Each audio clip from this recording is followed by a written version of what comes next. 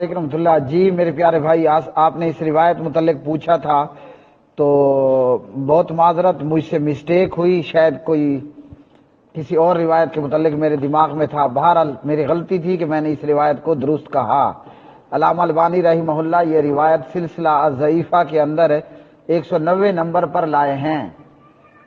مستدرک حاکم کی یہ روایت کہ زکام کا فوری علاج نہیں کرنا چاہیے، زکام کا علاج نہیں کرنا چاہیے، یہ روایت علامہ البانی رحمہ اللہ سلسلہ الحدیث الضعیفہ والموضوعہ کے اندر لائے۔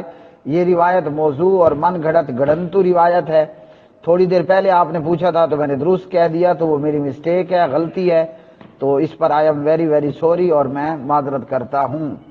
یہ روایت کیا بتاتی ہے؟ ما من احد الا وفی راسہ ارق من الجذام، کہ ہر انسان کے سر میں جذام کی جوش مارنے والی ایک رگ ہوتی ہے، جب وہ جوش مارتی ہے تو زکام مسلط ہو جاتا ہے، لہذا زکام کا علاج مت کرو۔ تو یہ روایت موضوع من گھڑت روایت ہے۔ جزاک اللہ خیرا، احسن الجزا۔